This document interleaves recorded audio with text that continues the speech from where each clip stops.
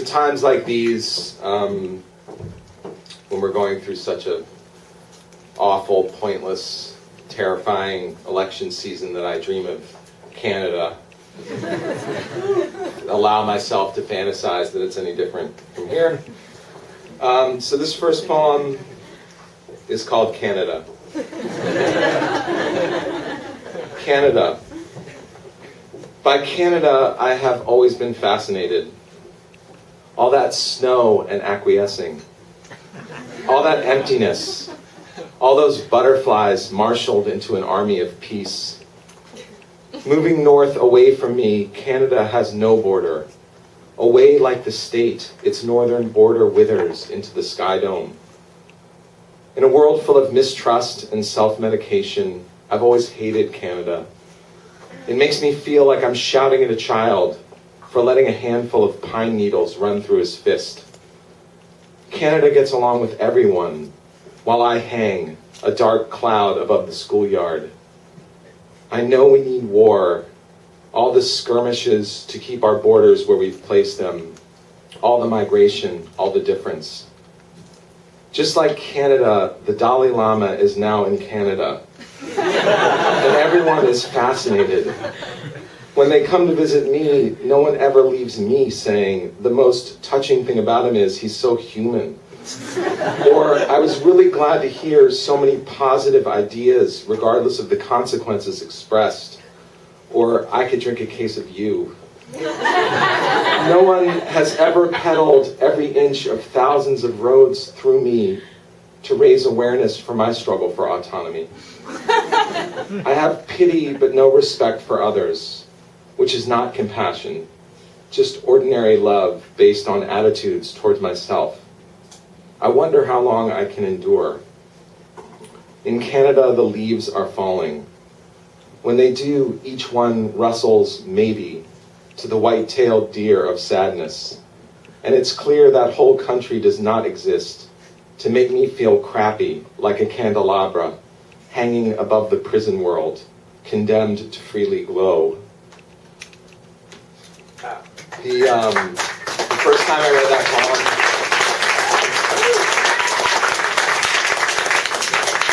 read that poem, in Canada, I walked by some people and they said, I heard them say, did he say white-tailed deer of sadness? I was like, I did not. I would never say such a thing. This next poem, so I lived, it was many years ago, I lived in Slovenia for a few months, and it's one of those civilized countries where everything shuts down at a normal hour, and there was one store, basically in the whole city, that was open for 24 hours, and so I was very lonely, so I would sit on my balcony and smoke and kind of just watch the store. It's a great educational trip. And anyway, so this poem is kind of about this, watching the store, and it's it's all one sentence, so I need to take a drink of water. Did you drink this? No, that's yours. I wanted to drink what she was drinking. And the title is named after a Smith song. It's called There Is a Light. There's no reason for really. There is a light. Whenever behind your windows I look from my balcony down at you, you are open. At any hour among the pyramids of eggplant and whiskey, Albanian shadows drag their shadows. I could watch this shadow clock for hours and do. It is timing me. And each time your doors part, my lips hydraulical silently clatter.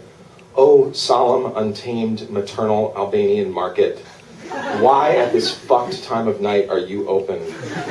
Locked within yourself and asking the same thing of me. Small, leaning over the balcony figure, watching your painless hydraulic scar, from both sides open, releasing silence. In silence, you have been here forever since 1993. You assure me with your calm, ancient terror. You force a man who looks on you to doubt his sleep and lack of sleep. Oh, most magnificent pregnant man, You give birth to things surrounded with chocolate, and things with chocolate buried inside them. You give birth to pine-scented dishwashing fluids. You give birth to placenta, which some people eat. You give birth to et cetera's every pleasure in every hour. Oh, low market, wearing the naked dress of windows, lettered with emerald, translucent letters.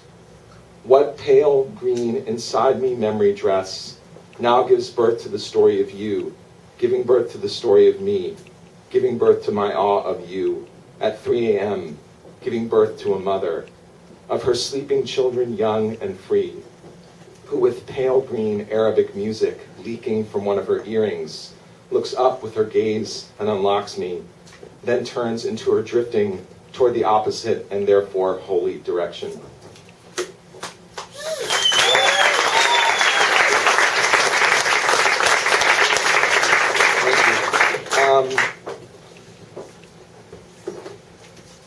Okay, some new poems. Yeah. Yes. This poem's called Aubergine, which I learned is not, I didn't know what it meant actually. I learned it's not only not an eggplant in this poem, which it is, but it's also a color. That made no sense. Aubergine.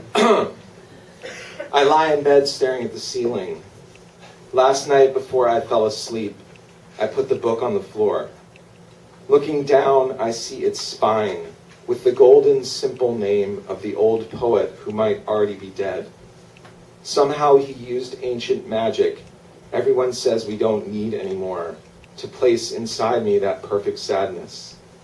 At last, after all the formal words of love, I could really imagine how terrible someday, not for 50 years or so, but still for one of us to say goodbye it will be.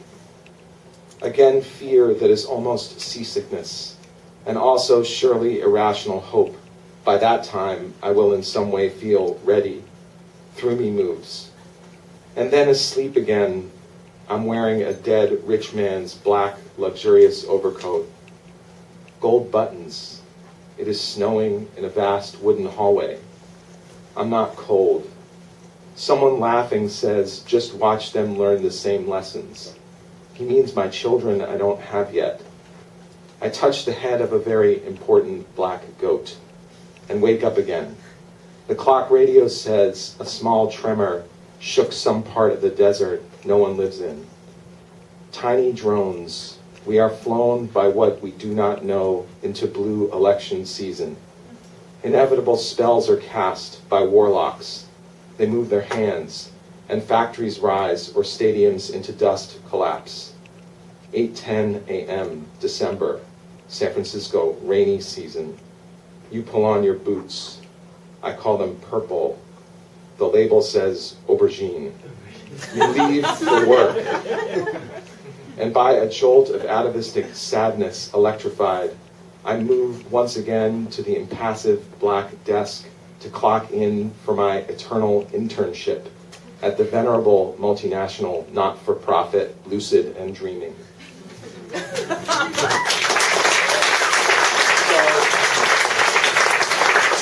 Thank you.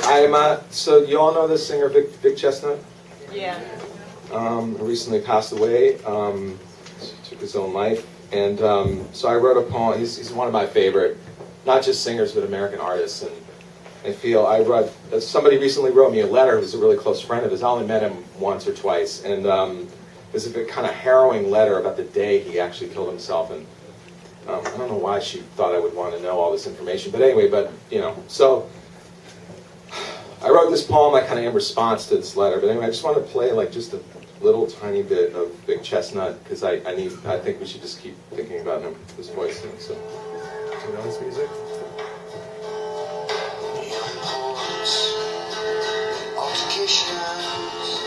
My faculties on a shoes, vacation. I settled down on a hurt as big as a rubber pitcher. And listen to sing to me.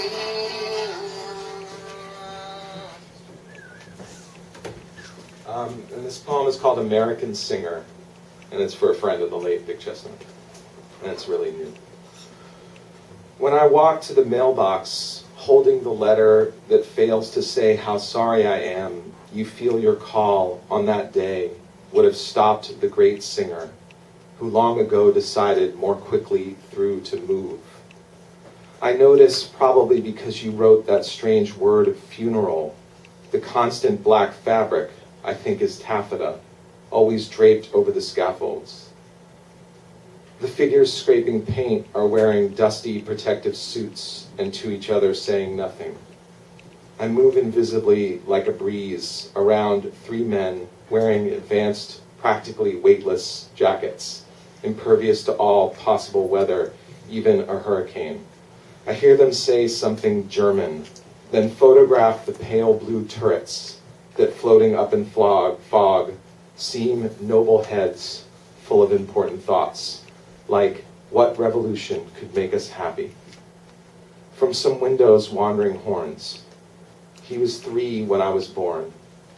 For a long time I had no ideas. My father worked in a private office, full of quiet people working. I came to visit. It seemed correct.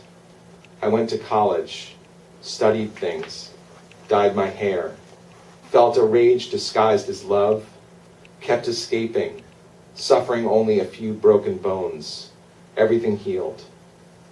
Now I live in California, where in some red and golden theater I saw him howl such unfathomable force from only one lung. It was one of his last shows. In Athens once, many years ago, we shared a cigarette, a little smoke from our faces.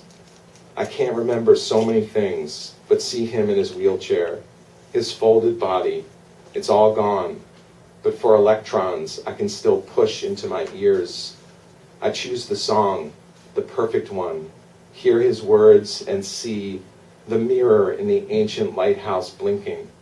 Brave ships, somehow you cross the water carrying what we need. You can rest, light as nothing in the harbor. We will take it and go on.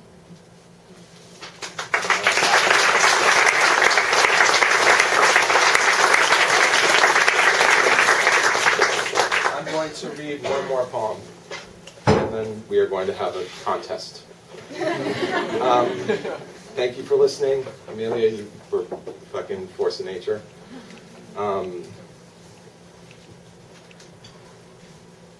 This poem's called Korea. Korea. It is very early. The apartment is cold. Sarah is still asleep. I ask myself, if I am not a garbage man, why am I awake in the world? I guess to the side of the large, rattling, green, truck-sized worry, gathering all these beautiful theories and feelings to cling. When the sky gets lighter, I will try in my desk chair to sort them. When I first turned on the light, I saw a fruit fly, like a tiny, weightless black satellite, orbiting nothing above the sink. So like I read in some magazine, I filled 2 plastic containers with a little vinegar and poked holes in saran wrap to catch it, before, like last summer, it finds another and breeds. For weeks, laughing and angry, we chased them around the apartment, eager to amputate what was, if one can call it that, their dream, to live with their 10,000 children in a mango or bagel that rolled behind the refrigerator. For hours, I sit in the kitchen and watch the traps. On the radio, I hear a solemn voice repeat, "War games in the Yellow Sea." On a map with my finger, I trace the kingdom of Korea. It looks like a blue, friendly seahorse, ready for gentle locomotion. Hello, Lord. Sorry I woke you, because my plans are important to me, and I need things no one can buy and don't even know what they are. I know I belong in this new dark age.